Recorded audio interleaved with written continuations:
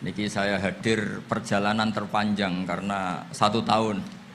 Jadi saya dari rumah 2020 sampai sini 2021. Jadi ini perjalanan yang ekstra. Ini bentuk permintaan maaf saya karena kemarin saya datang tapi sudah selesai Gus. Hutang katanya sih. Ternyata Gus Azaim tidak legowo memaafkan, dia itu ngutang katanya karena saya kemarin datang tapi terlambat terus dibajak disuruh ngajar Ma'had Ali. Tak pikir itu sudah bayar, ternyata masih diutangkan. Nah ini sudah selesai berarti saya sudah jadi orang baik lah kira-kira gitu sudah. Jadi sudah bayar utang gitu. Saya mau cerita sebentar tentang khol. Dulu 84 guru saya Kiai Haji Maimun Zubair, semua mas saya se-Indonesia rawuh ke sini untuk muktamar.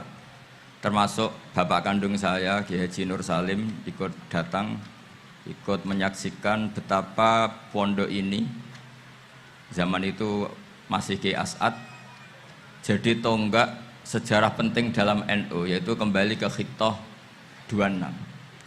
Kita tahu NU dulu itu ormas, kemudian era Gus Wahid jadi partai politik, era Gus Dur karena saran beberapa kiai, wafi muqaddimihim ada Kiai As'ad, Kiai Ahmad Siddiq dan beberapa kiai kembali lagi ke Khittah 26, yaitu menjadi ormas, organisasi masyarakat yang menaungi, yang mengayomi, yang menganjurkan mazhab ahli sunnah wal jamaah. Tadi Gus Azaim cerita betapa pentingnya para pendiri, para muassis yang diibaratkan sebagaimana pohon. Saya masih ingat Dawe Mbah Mun. Saya nanti cerita mas saya sebentar, terus cerita kitab Al-Ataqoh As-Somadiyah dikarang Said Muhammad, fawaidnya maksudnya. Kalau Islam Arab, ini kata Mbah Mun, kalau Islam Arab itu contohnya kayak pohon kurma, jadi kuat. Dan wajah tasbihnya itu di daunnya tidak jatuh. Tapi kalau Islam Indonesia kata Mbah Mun itu kayak padi, jadi ya agak doyong-doyong sedikit gitu. Jadi untuk menghadapi angin besar itu pilihannya dua, Anda kekar kayak kurma atau fleksibel kayak padi. Jadi ya doyong-doyong sidik gitu ya. Ada koruptor sowan, salam templeknya ya diterima gitu ya. Ada calon bupati cantik ya didukung, pokoknya agak-agak doyong gitu. Tapi baru kayak doyong itu nggak bisa roboh karena fleksibel. Jadi akhrajasat tahu, jadi ada dua tamsil. Karena memang menghadapi orang fasik, orang dolim ini kita sebagai ulama itu ya kebingungan. Ini mungkin Ki Afif bisa bahsul masail ini. Karena pertanyaannya gini, saya berkali-kali digojlok sama bapak saya. Berteman orang fasik hukumnya gimana? Pasti dijawab haram. Tapi kalau pertanyaannya dibalik, membina orang fasik hukumnya gimana? Baik. Dan bisa membina kalau berteman.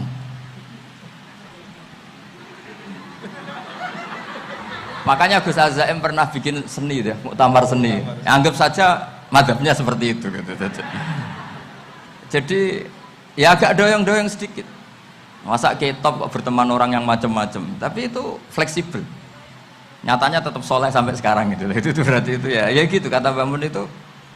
Jadi untuk menahan angin yang besar pilihannya hanya dua, Anda kokoh kayak pohon kurma atau fleksibel kayak padi. Nah, Islam Indonesia kata Mbah Mun itu pari wae katanya, padi. Jadi ungkapan-ungkapan para masyayikh ini penting karena khazanah yang saya baca. Saya berkali-kali cerita ini dalam kitab Khilyatul Auliya. Itu Abu Nu'aim Al-Asfihani cerita tentang riwayat Sufyan bin Uyainah, ini gurunya Imam Syafi'i. Itu setiap kali Nabi Isa dan Yahya, ini dua nabi yang sekurun, sama-sama masih muda. Nabi Yahya itu senengannya dolan ke orang-orang soleh, menyambangi orang-orang soleh. Tentu itu bagus. Tapi kalau Nabi Isa ini suka menyambangi orang-orang yang fasik, orang-orang yang nggak jelas. Ketika dua beliau ini ketemu, tentu yang perlu jawaban Nabi Isa karena kontroversi berteman sama orang-orang yang nggak jelas. Kata beliau, innama ana tabibun udawil mardo. Seorang kiai, seorang nabi, orang yang baik itu ibarat dokter. Di mana-mana dokter tuh ngobati orang yang apa? Sakit. Kalau Anda dokter dan peneliti satu penyakit, pasti cari daerah yang banyak pandeminya. Masa neliti pandemi di orang-orang yang apa? Sehat. Jadi ini juga perlu dibahsul masailkan. Karena tadi dibolak-balik itu. Bina orang berteman orang fasik hukumnya haram, karena wa in kana dasarin fajannibhu sur'atan. Tapi kalau bina orang fasik hukumnya baik, bisa bina kalau berteman. Jadi fikih itu ya karek diwolak-walik. Makanya sholat juga gitu, sholat yang tumak ninah yang lama itu ya bagus. Masa jagongan mbek pangeran nggak asik, jagongan sama teman aja asik, masa jagongan sama pangeran tidak apa asik. Tapi kalau Ibnu Abbas sholat tuh cepet. Ketika ditanya, kenapa kalau Anda sholat cepet? Setan baru tata-tata mau goda, saya sudah selesai. Kata. Karena setan itu ya jaga jaim tuh, jaga image. Jadi kalau mau goda orang itu ya surinan dulu, macak-macak dulu. Ternyata mau ke situ sholatnya sudah selesai. Lah kebetulan mazhab saya itu yang kedua itu gitu. Jadi kalau Gus Azaim itu sholat lama sekali, itu ada mazhab tandingan, yaitu mazhab saya. Itu karena ini sepuh saya, meskipun top beliau tapi sepuh saya.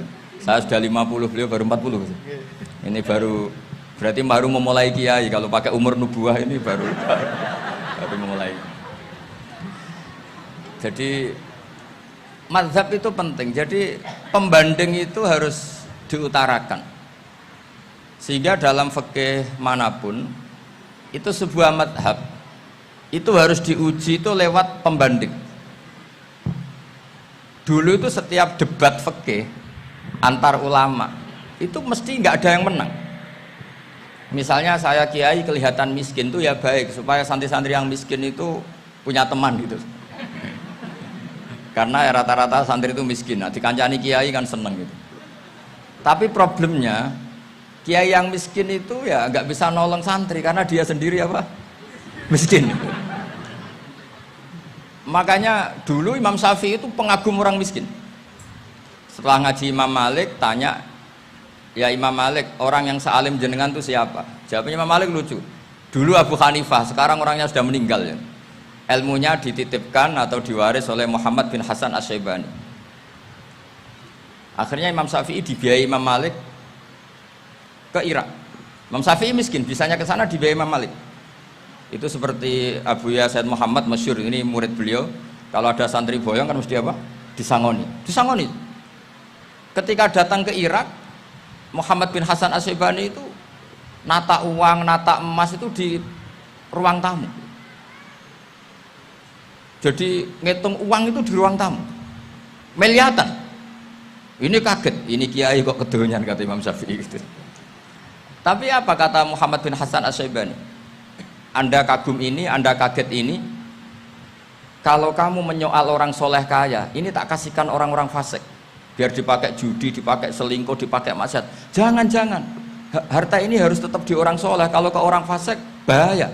Berarti kiai boleh kaya, boleh. Semenjak itu ada gerakan kiai kudu sugih.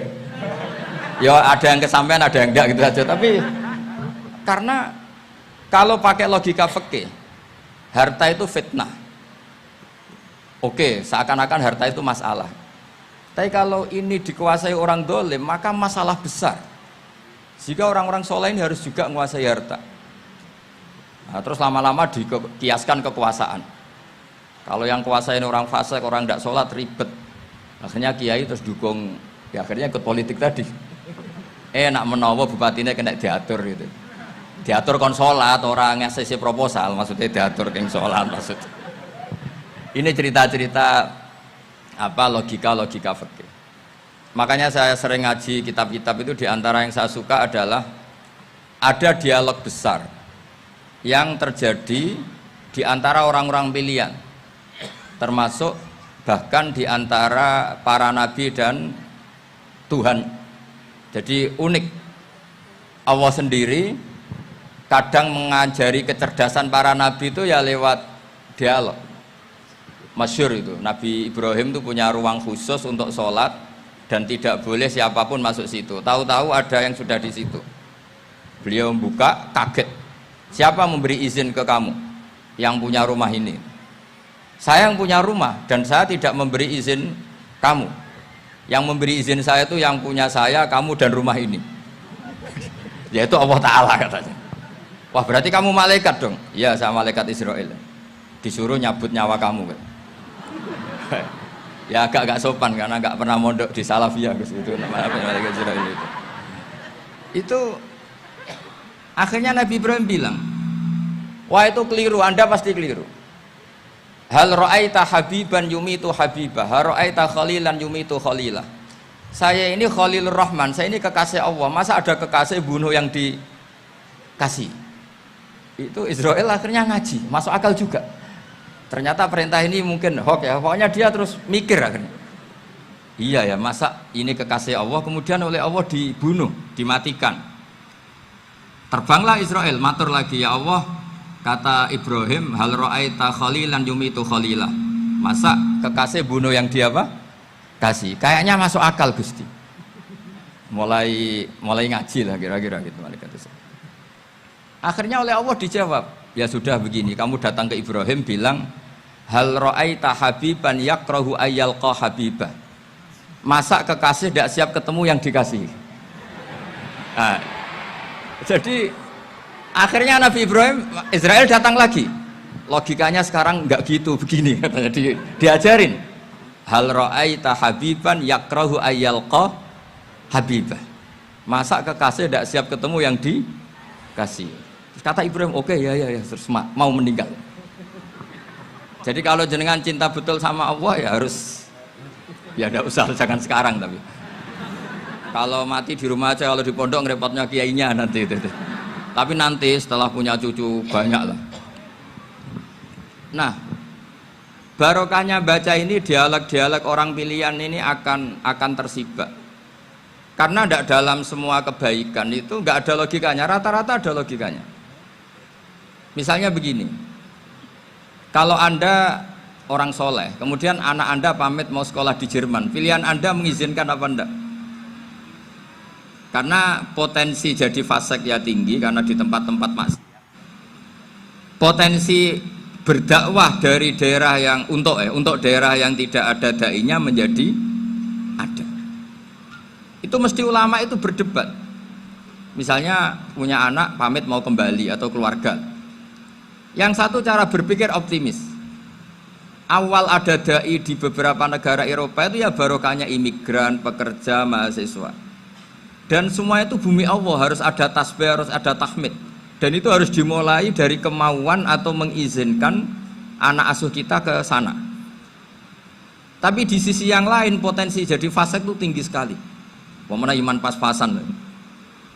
Nah hal-hal seperti ini itu pasti jadi perdebatan. Dan kita harus menjawab.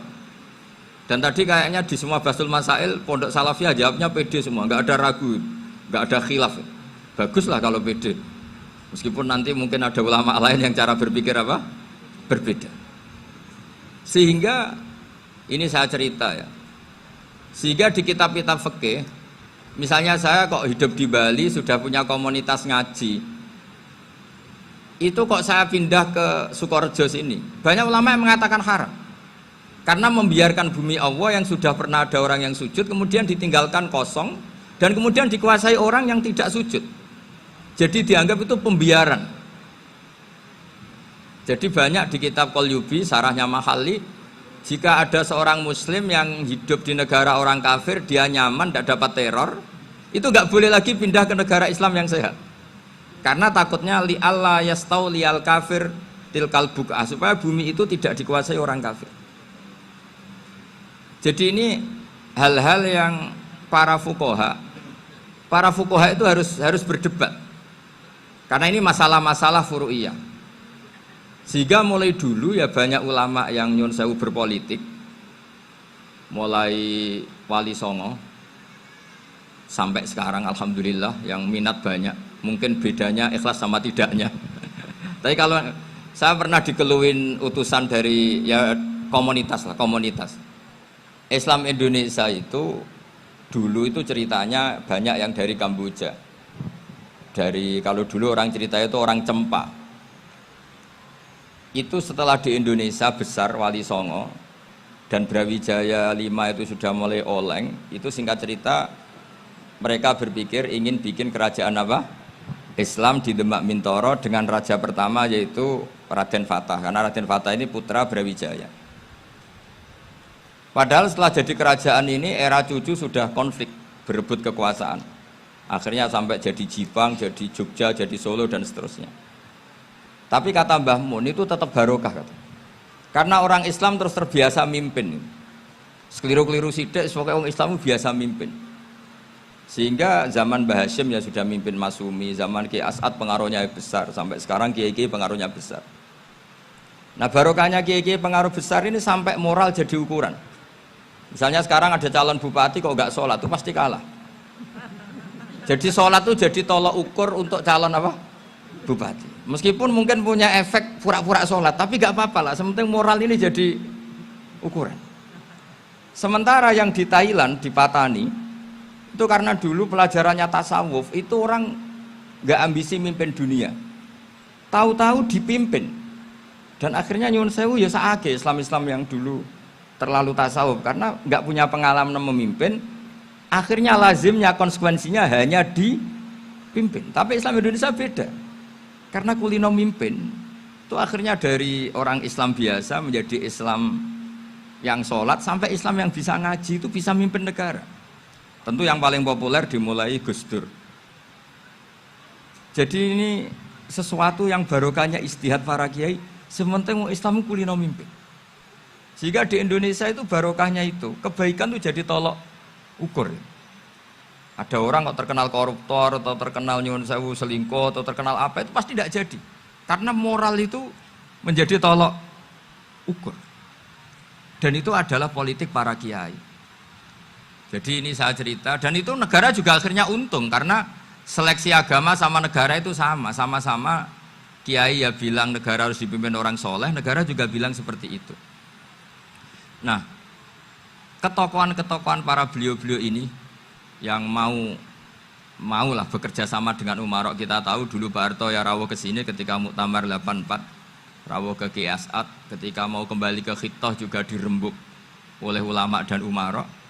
Dan akhirnya ini menjadi negara yang alhamdulillah semoga selalu menuju baldatun thayyibatu wa rabbun ghafur. Nah, kemudian di sini saya tabarruk dengan Said Muhammad, gurunya Kiai Haji Azaim. Saya mau cerita tentang amaliyah tadi. Saya sebetulnya nggak niat bacakan bab itu, gara-gara ada khataman jumlahnya banyak saya jadi pusing. Ini panitianya tanya, khatam betul apa enggak? Iya Gus, khatam betul. Tapi kayaknya saya tidak yakin itu. Karena saya ini kan dari pondok tahfidz itu. Biasanya anak khataman itu ya rada bodoni itu. Wes diwaca buanter sing nyemak ya mau ndelok pojoke tok. Mergo kebanteren. Nah, akhirnya lafat-lafat yang di tengah itu enggak di apa? Baca. Tapi ya semoga dimaafkan Allah lah. Yang jelas itu enggak. Tapi saya mau cerita ya. Jadi cara berpikir Said Muhammad ini nanti juga saya teruskan di Ma'had Ali. Ini saya baca ya. Di antara yang diyakini madhab Malikiyah, ini saya baca saja teksnya. Jadi ada riwayat namanya, kalau Said Muhammad bahasakan itu Ataqoh Somadiyah. Kalau di Indonesia kadang orang bilang Al-Ataqoh Al-Kubro, yaitu dengan membaca surat Ikhlas. Di sini jumlahnya hanya 100 kali, kila 1000 kali. Tadi berapa semua? 700 juta, ini sudah susuk banyak ini. Di sini hanya 40, riwayat lagi 100, 1000. Terus sampean tadi berapa? 800 juta. Wah, ini sudah susuk ini. Itu anak cucu sampean pasti masuk surga itu kalau bisa. Ini saya baca, ini kitabnya Said Muhammad ini. Suratul Ikhlasi wal Itqu minan nar. Akhrajat Tabrani fil Kabir an Fairuz ad-Dailami wa Ibnu Uftin Najasi. Waqad khadaman Nabiyya sallallahu alaihi wasallam. Orang ini jadi khadimnya Nabi. Qala Rasulullah sallallahu alaihi wasallam, mangqara aqul huwallahu ahad mi'ata marratin fi shalat ghairiha katabawahu lahu bara'atan minan nar. Ini hanya berapa ini? Mi'ata marrah. Berarti kalau satu orang itu cukup 100. Tadi sudah untuk 7 turunan tadi untuk orang berapa? 800 juta. Ya, untuk 7 turunan cukup ya? Cukup. Untuk 7 turunan. Ya, sudah susuk ini. Aduh, ribet ini. Nah, ini tak cari pembenarannya, ini supaya keren. Ini di halaman 188 Abwabul Farad. Warwa Ibrahim bin Muhammad al-Khiyari fi fawaitihi an Khudzaifa marfu'an. Man qara'a qul huwallahu ahad alfa marratin faqad ishtara nafsahu minallah. Berarti 100, ada riwayat lagi 1000. Nanti tak carikan lagi yang berapa? 1 miliar mungkin. Jangan banyak-banyak. Nah, ini saya baca ya. Wa hadzal adatu huwa al-ma'rufu bi ataqatis somadiyah. Waqat nassa jama'atun mutaakhiril malikiyah ala istihbabi ataqatis somadiyah wa haddu ala qiraatiha wa istimaliha. Minhum Asy-Syaikh Abdus Salam Al-Asmar sak teruse niku. Jadi kullu haula'i istahabbu ataqatas somadiyah ma'atirafi ba'dihim kal misnawi bi syiddati fi hadisiha. I'timadan ala anna hadza minal fadha'il allati yutasahalu fiha. Faman sa'a yasta'milaha roja'a khusula ma fiha fala ba'sa bidzalik ala syarti alla ya'taqida thubuta dzalika anin nabi sallallahu alaihi wasallam hatta la yaqa fil kitsbi alaihi. Jadi intinya itu silahkan Anda bikin jumlah sesuai versi Anda, yang penting Anda jangan kampanye kalau itu perintah Kanjeng Nabi Muhammad sallallahu alaihi wasallam. Karena kalau kamu atasnamakan nabi kemudian jumlahnya sampai 800 berapa? 800 juta, berarti Nabi mengajarkan masyaqqah pada umatnya. Jadi cukup yang riwayat itu di sini hanya 100 sama 1000. Jadi kalau jumlah tadi untuk 7 apa? Turunan. Jadi kamu harus ditutup dengan doa, ya Allah, semua itu bukan untuk saya tapi untuk 7 turunan. Tolong catat ya Allah, karena itu. Jadi artinya gini loh ya, orang Indonesia yang sering mempraktekkan ataqah somadiyah itu bukan tanpa dalil. Ternyata dalam mazhab Maliki, saya masih ingat ketika mbah saya kandung, bapaknya bapak, asmane Mbah Nur Syam, itu wasiatnya minta dibacakan 4.000. Yang baca pas itu ya bapak sama anak-anaknya. Dan kemudian alhamdulillah zaman akhir itu mulai agak ngawur. Kalau ada acara itu wong liya kon maca anake mlebu metu gak melok maca. Itu keliru, saya jamin itu keliru. Saya sering kalau mimpin di rumah, kalau yasinan di tonggo-tonggo kok anaknya gak maca, saya keluar. Bapakmu wong liya kok kon maca, kata saya gitu. Jadi itu menurut saya itu yang jelas, saya sampai ngisi begini. Yang ada riwayatnya itu idza mata ibnu adam in qata amaluhu illa min salasin shadaqatin jariyah au ilmin yuntafa'u bi aw waladin sholihin yatullah. Itu ndak ada di hadis au kiyayin sholihin yatullah, kata saya. Yang ada itu awaladin apa? Sholihin. Jadi anaknya harus ikut, kalau ndak usah, kata saya. Akhirnya anaknya udah wedi, nggih Gus nggih. Akhirnya tak kei jagung paling akeh, kula mendet sithik. Wong aku ra anake kok. Kadang-kadang enggak, orang lain baca buahnya, anaknya mau mlebu metu mau enggak no tamu mbek rokokan. Itu harus ditobatkan itu. Keliru itu. Karena nasnya bukan auqiyayin sholihin tapi awaladin sholihin. Ini bukan provokator, ini memang iya seperti itu. Nah, terus tentang tadi la ilaha illallah yang didawuhkan Gus Azaim. La ilaha illallah itu penting sekali, cuma saya mohon itu dielmoni lah. Jadi dulu kalimat ini menjadi spesial karena dielmoni, karena dimulai dari fa'lam annahu la ilaha illallah. Terusannya ayat tuh wastaghfir li dzambika walil mu'minina wal mu'minat.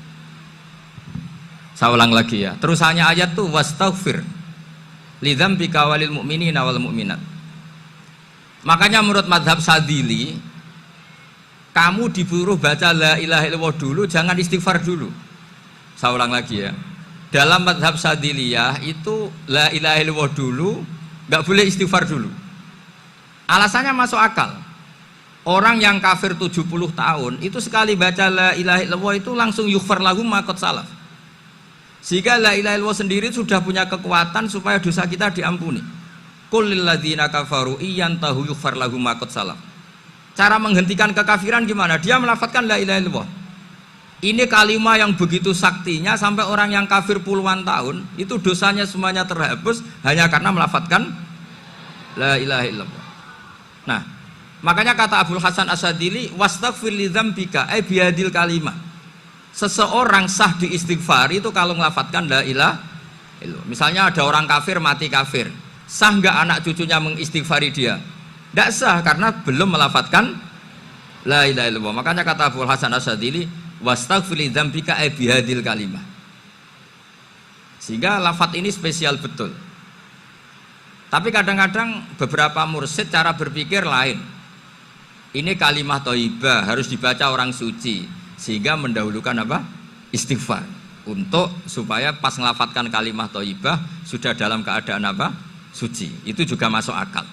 Tapi secara meyakinkan saya sendiri lebih mengikuti manhajnya Abil Hasan Asyadzili karena alasannya tadi, yang kafir puluhan tahun saja langsung luntur dosanya karena melafadzkan la ilaha illallah. Artinya la ilaha illallah sendiri sudah bagian dari istighfar.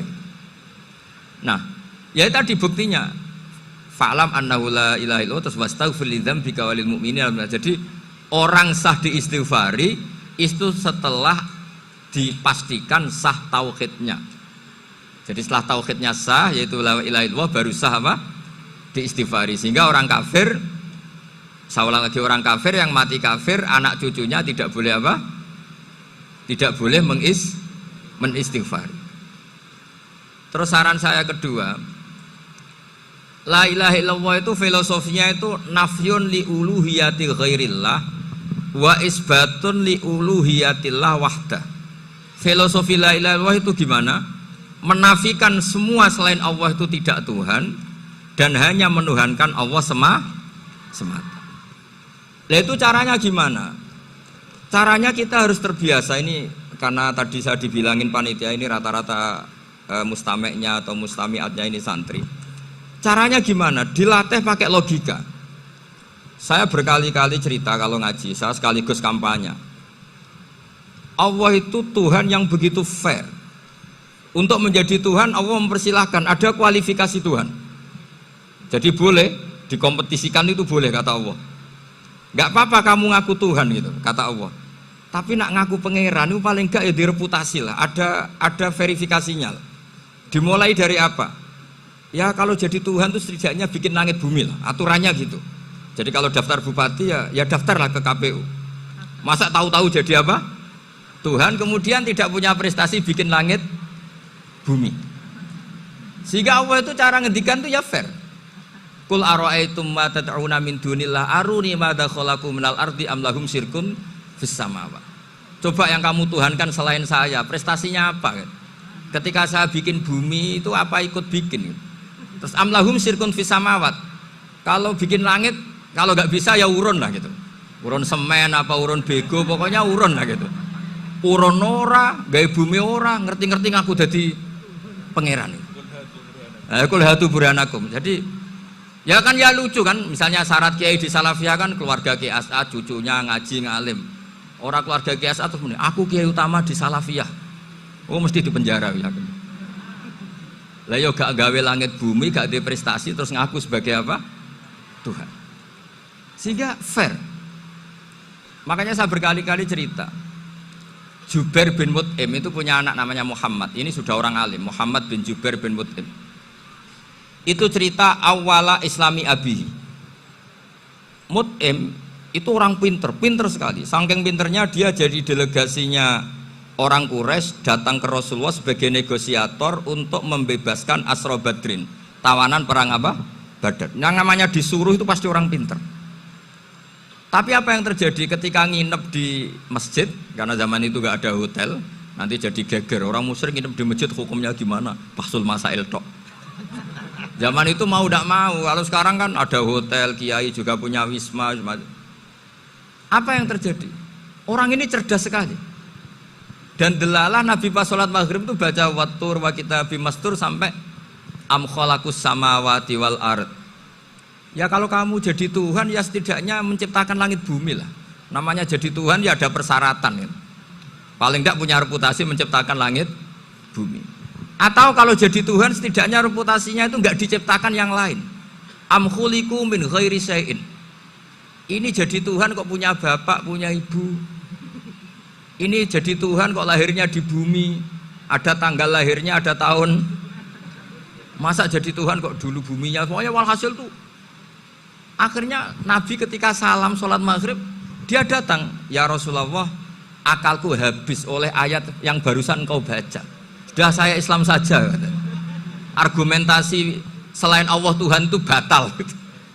Itu, nah saya mohon santri-santri salafiyah itu baca Quran sampai seperti itu. Jadi jangan hanya khataman banyak-banyakan maksudnya. Ini bukan nyindir, ini ngamuk ini. Jadi ya khatamannya tadilah 1000 atau berapa lah, jangan banyak-banyak. Juga kasihan malaikat yang nyatet kan. Wong baru subhanallah alhamdulillah aja di teks hadisnya abad al malaikah gak ditetek. Itu baru subhanallah alhamdulillah itu sudah mencapaikan malaikat. Makanya saya wiridan tuh arang-arang kasihan malaikat karena nanti jadi itu ya ada madhabnya itu. Jadi kalau Gus Azaim sholat lama tak saingi sholat cepet itu sama-sama ada madhabnya. Yang cepet kayak saya tadi, setan pas tata-tata mau goda pas rukuk saya sudah itidal, mau goda itidal saya sudah sujud, pusing dia. Tapi jangan tiru, ini madhab yang agak-agak khusus lah, sudah cara orang Madura agak khilaf sih. Khilaf ya, khilaf ini agak khilaf ini sudah. Tapi saya ingin lah, sampean kalau ngaji Quran itu dilatih berlogika. Jadi Allah itu fair, nggak apa-apa kalian ngaku Tuhan tuh nggak apa-apa, tapi tunjukkan prestasi kamu apa. Aruni madza khalaqu minal ardi am lahum syirkun fis samawati. Am khalaqus samawati wal ard. Diulang lagi, am khuliqu min ghairi syai'in. Setidaknya kalau jadi Tuhan itu ya nggak butuh yang lain lah. Masa jadi Tuhan kok wujudnya saja butuh orang lain, butuh bumi, eksistensinya butuh makan, butuh minum.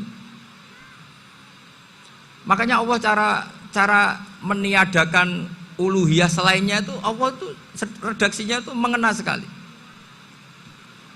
Yaitu tadi dengan cara-cara seperti itu. Sebagian ayat disebutkan ma asyattuhum khalqas samawati wal ardi wala khalqa anfusihim. Wong Tuhan kok nggak punya reputasi bikin langit, bikin bumi, bahkan untuk menciptakan diri saja nggak bisa. Ya sudahlah, kamu tidak usah ngaku Tuhan, nggak level kata-kata gitu. Akhirnya terus ditemukan Tuhan yang sejati, yaitu wal awwalu wal akhiru wal zahiru wal batin. Itu yang mut'im ini tadi termasuk orang yang sangat cerdas sekali. Padahal itu bacanya bukan pas basul masail, enggak. Nabi pas sholat maghrib, juga bukan pas ceramah, enggak. Tapi itu didengarkan. Makanya termasuk ini spesial untuk hormat saya kepada Ki As'ad. Makanya saya ini kalau mentasjek santri-santri ini agak sensitif, tapi sudah saya tidak perlu takut fitnah. Saya termasuk kenapa saya ingin jadi ahli tafsir, tentu yang membentuk itu Mbah Maimun dan bapak saya. Bapak saya itu hafal Quran kayak hafal Fatihah, saking senengnya Quran itu. Mungkin bisa kamu saingi itu. Itu adalah orang kafir itu bisa paham Quran. Itu sangat menyinggung saya. Orang kafir itu bisa paham Quran. Ketika Umar Islam itu karena mendengar apa coba? Mendengar apa? Quran. Dan itu masih kafir apa sudah Islam? Masih kafir karena kalimat-kalimat yang di Quran itu begitu jelas wal kitabil mubin sehingga didengarkan orang kafir pun tuh ngefek. Makanya ketika Umar datang ke saudari putrinya kemudian dengar Toha ma anzalna alaikal Quran apa? Litasko, itu dia terus iman. Begitu juga Mut'im. Itu ketika dengar Nabi baca surat At-Tur ya langsung iman. Makanya kata Ibnu Jarir At-Tabari, kamu jangan pernah bilang gini, syaratnya paham Quran itu harus alim, harus gini. Lah nanti berarti orang kafir punya alasan di depan Allah, ya Allah, engkau ngandani kami dengan Quran yang nggak bisa difahami kecuali alim dulu. Lah saya alim gimana? Nggak pernah mondok gimana? Saya kafir. Jadi artinya gini loh, kata Ibnu Jarir At-Tabari, Allah tidak mungkin mengatakan gini. ifhamil Quran bima la fahmalaka. Quran itu harus kamu fahami. Sementara orang kafir karena lafadznya Quran khusus gak bisa memahami. Makanya Quran itu dibaca. Itu banyak orang kafir yang menjadi muslim karena mendengar apa? Al-Quran. Padahal kafir. Nah termasuk tadi Muhammad bin Jubair bin Mut'im ini itu menjadi Islam ya karena mendengar Quran. Padahal dia saat itu masih apa? Kafir. Karena tadi logika misalnya nggak paham secara lafadz Arab. Sekarang misalnya nyuwun sewu ada orang ateis. Saya pernah didatangi seorang ateis yang nggak percaya Tuhan. Saya mau Islam Pak Ba, asal Anda bisa menjelaskan Tuhan itu siapa. Coba Quran dibaca secara makna, tidak secara lafadz tapi secara makna. Begini misalnya, ada orang ateis datang ke saya, Pak Ba, saya mau Islam, asal Anda bisa menjelaskan Tuhan itu siapa. Terus saya tanya, ini ngajak goblok-goblokan apa pinter-pinteran kata saya. Terus dia jawab, ngajak pinter-pinteran Pak, saya ini doktor katanya. Maksudnya di akademiknya dia doktor, mungkin jurusan matematika atau apa, tapi di ketuhanannya jeblok. Terus tak tanya, kalau ini ada kertas, kamu suka ada rumusnya apa suka ada? Ya suka ada rumusnya. Kenapa ada kertas? Ya karena ada yang bikin. Nah kira-kira berstatus membikin atau membuat itu sesuatunya maujud apa enggak? Ya pasti maujud lah, pasti ada. Ya sudah, anggap Tuhan itu adalah sebab dari semua yang ada. Masa alam yang seperti ini, langit dan bumi ini maujudat, kemudian kamu katakan kholaqohal adam, bahwa alam raya yang maujud ini diciptakan oleh ketiadaan. Ya juga, berarti Tuhan itu ya. Ya itu yang namanya Tuhan. Lalu mulai dulu kiai-kiai ngomong gitu kan saya Islam katanya. Jadi kiai-kiai itu kadang-kadang kalau dakwah pokoknya KBU digawe Tuhan. Beda dengan dakwanya orang-orang mantek. Orang-orang mantek itu kan nggak pernah nyebut Allah. Ini alam khawadis, labuda min muhdis. Meskipun mereka, nah muhdis ini menurut Islam namanya Allah. Tapi sebetulnya kan nggak langsung bilang Allah. Jadi tak kasih tahu, alam raya ini maujud nggak? Ya maujud Pak. Bisa nggak sesuatu yang nggak ada menjadi faktor wujudnya yang ada? Ya nggak bisa, namanya nggak ada itu nggak bisa jadi faktor. Nah itu hebatnya ulama-ulama kita ketika mengenalkan Allah itu siapa? Zat yang wajibil wujud. Jadi kita ini kalah pinter be ulama-ulama dulu. Ya alhamdulillah kalahnya sama ulama dulu. Kalau kalah sama ulama sekarang isen lah. Jadi ulama dulu sudah pinter. Pasti pertanyaan dasar manusia, hadil maujudat itu man kholaqoha, siapa yang menciptakan? Kalau kamu langsung jawab Allah atau Tuhan, mereka pasti tidak nerima. Ya jawab saja, hadil maujudat mesti kholaqoha maujudun. Nah berhubung maujud ini berstatus pencipta, harus super. Lah super ini oleh ulama disebut wajibul wujud atau musabbibul asbab, yang oleh Islam dinamai Allah. Tapi kita langsung ngomong Allah, mesti aja bingungkan kan bagi yang bingung maksudnya. Ya saya mohonlah kalimat-kalimat la ilaha illallah itu diamatilah, diresapi sampai seperti penjelasan saya ini, sehingga punya kualitas ilmu. Karena syaratnya memang fa'lam, harus punya kualitas apa? Ilmu. Ilmu itu apa? Ma'rifatus syai' ala ma huwa alaih. Mengenal sesuatu sesuai detail-detail sifatnya sesuatu itu. Misalnya kalau Allah sudah jadi Tuhan, ya harusnya qabla kulli syai'. Masa Tuhan sama yang dituhani wujudnya dulu yang dituhani? Ditemukanlah sifat awal atau qadim. Makanya benar Gus Azaim tadi, kalau sudah bertauhid harus hafal akidah berapa khamsin. Dimulai apa? Wujud. Kenapa harus dikatakan wujud? Karena alam raya ini kadung maujudat. Hadhil alam maujudun. Masa maujudun kholaqohul adam, masa maujudat kholaqohal adam. Nah itu yang disebut am khuliqu min ghairi syai'in am humul khaliqun. Jadi saya mohon semohon-mohonnya, cobalah tradisi-tradisi lihat baru ayat ini dihidupkan lagi, sehingga kita baca Quran itu sekaligus menjadi orang yang sangat argumentatif. Karena Quran adalah kul falillahil hujjatul balighah. Dilatih. Jangan bosan dilatih. Makanya kalau saya baca ayat-ayat seperti itu, cek fair ya Allah itu. Fair betul.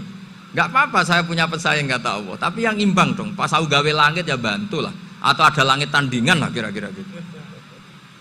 Kalau saya bikin bumi ya ada bumi. Nah misalnya sekarang orang Cina bikin matahari, materinya dari mana coba? Dari yang sudah ada sekarang kan? Tetap saja agak ikut bikin kan? Tapi kalau Allah bikin langit bumi minal adam minal wujud. Kalau mereka paling rekayasa yang sudah wujud di otak-atik. Nah, harus sampai seperti itu. Sampai kata Gus Azim kul hatu apa? Burhanakum tadi. Jadi ini cara-cara kita untuk menguatkan iman. Aruni madza khalaqu minal ardi am lahum syirkun fis samawati. Terus kata Allah, itu nih bi kitabim min qabli hadza au atharatim min ilmin. Kalau kamu enggak setuju teori ini kata Allah, cari kitab suci versi Anda. Aturan jadi Tuhan itu apa coba? Ya tetap saja semua kitab suci akan mengatakan di mana-mana Tuhan itu pencipta langit dan bumi. Jangan yang lahir di bumi jadi Tuhan. Jangan Lata Uzza jadi Tuhan. Jangan karena sakti jadi Tuhan. Nah ini di sini pentingnya ilmu balaghah, ilmu mantek yang alhamdulillah di pondok-pondok kita masih diajari. Makanya kata mantek sebetulnya ilmu akal hanya menemukan hadil maujudat khalaqaha maujudun. Nah yang maujud ini siapa? Ya wajibul wujud. Nah kemudian Islam menamai ini Allah Subhanahu wa ta'ala. Makanya ulama dulu itu kalau ngendikan Allah itu siapa? Zat sing wajibul wujud. Itu filosofinya luar biasa.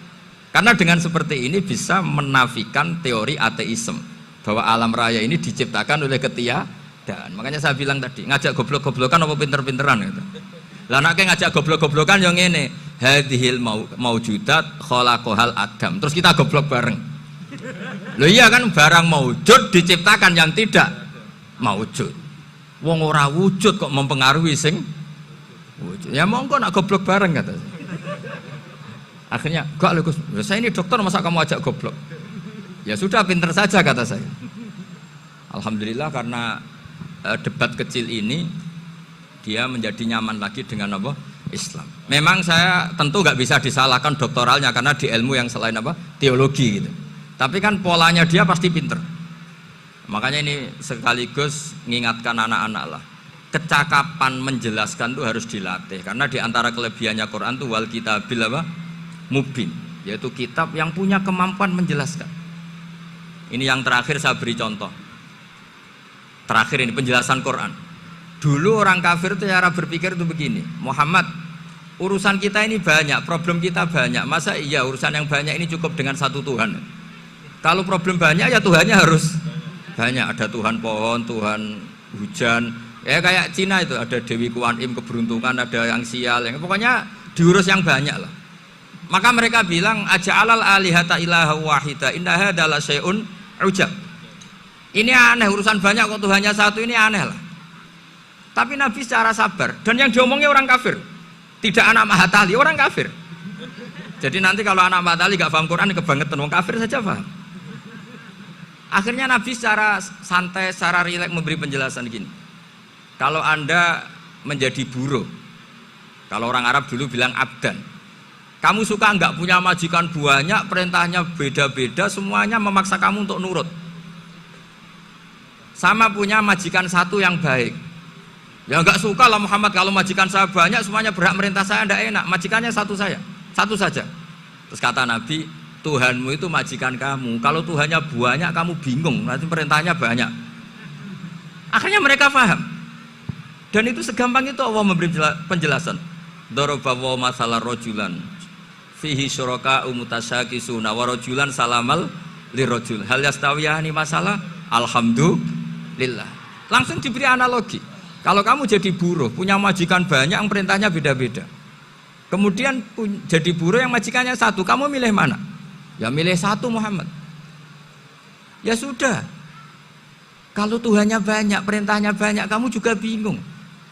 Langsung menjadi faham. Ketika ada orang tidak ikhlas, Nabi cara memberi penjelasan juga gampang. Misalnya saya dikasih uang Gus Azaim 1 juta. Kemudian matur nuwun saya sama Pak Afif, aneh enggak? Saya ini orang aneh enggak? Orang aneh enggak? Itu Nabi kalau mencontohkan orang tidak ikhlas gitu. Kata Rasulullah, orang tidak ikhlas itu sebagaimana orang beli budak. Min kholisi malih, Budak itu dibeli dari uangnya sendiri. Kemudian fa'amila hadal abdu, budak ini kemudian bekerja dan a'tohullatahu, hasilnya dikasihkan sama orang lain. Terus Nabi memberi percontohan, ayasurrukum ayyakuna abdukum kadzalik. Apa kamu suka kalau budak kamu seperti itu? Dulu orang-orang dulu kan beli budak untuk disuruh bekerja, terus disuruh setor apa hasilnya. Jadi budaknya kamu yang beli, yang biayai. Kalau sekarang mungkin nggak ada budak, gini lah. Saya nyuruh Zaid, tak kasih mobil, tak kasih bensin, tak kasih uang jalan supaya narik angkot. Hasilnya disuruh ngasihkan saya. Ternyata dikasihkan orang lain dan matur nuwun sama orang. Kamu suka punya budak seperti itu? Ya tidak suka ya Rasulullah. Ya ibaratnya seperti itu. Bumi yang bikin Allah, nyawa kamu yang bikin Allah, semua fasilitas dari Allah. Kemudian kamu menyembah selain Allah. Segampang itu. Dan Nabi telaten sampai dulu yang mayoritas orang kafir menjadi mayoritas Muslim, dan semuanya tanpa paksaan, la ikroha fiddin, karena qad tabayyana rusdu minal ghayy. Nah, cara tabayana gimana? Yaitu punya kemampuan menjelaskan. Wal kitabil apa? Mubin. Ini makanya saya mohon lah, ini saya mohon semohon-mohonnya anak-anak ini kan kader-kadernya Mbah Samsul Arifin, Mbah As'ad, Gus Fawaid, sekarang Gus Azaim, semuanya harus punya kemampuan wal kitabil apa? Mubin. Sehingga diantara sifatnya Nabi itu fatonah, punya kecerdasan. Nabi itu gak pernah debat kalah, itu meskipun sudah terdesak gak pernah kalah. Pernah Nabi itu ngendikan la adwa wala tiarata, tidak ada penyakit menular. Ada orang yang mungkin kurang suka iseng, ada onta yang sudah gudiken dijejerno sama yang waras, ternyata yang waras jadi gudiken. Akhirnya Nabi diundang lah kira-kira gitu. Ya Rasulullah, kata engkau gak ada penyakit menular. Tapi ini unta yang nggak gudiken, tak jajarkan yang gudiken ikut gudiken, berarti kan menular. Nabi santai jawab, faman jarrobal awal, lalu yang pertama gudiken ketularan siapa katanya. Wah kalau ini asli Nabi, ya sudah seperti itu. Jadi ngiranya dia menang karena yang gudiken pertama nulari yang kedua. Ternyata Nabi tanyanya lagi, faman jarrobal awal, yang gudiken yang pertama siapa? Oh ini asli ya, maksud saya itu. Jadi Nabi itu nggak pernah kalah. Karena Nabi punya apa? Fatona. Jadi saya mohon, ya tadi makanya ini efeknya itu khatamannya nggak boleh banyak-banyak ya. Maksud saya kalau musim khataman ya nggak apa-apa, khataman banyak-banyak. Tapi kalau nggak musim khataman ya musim-musim tadabbur gitu. Tapi kalau ini musim khataman ya monggo lah. Cuma saya kok kasihan malaikatnya tadi itu kok. Ya ngoten mawon, minta maaf. Assalamualaikum warahmatullahi wabarakatuh.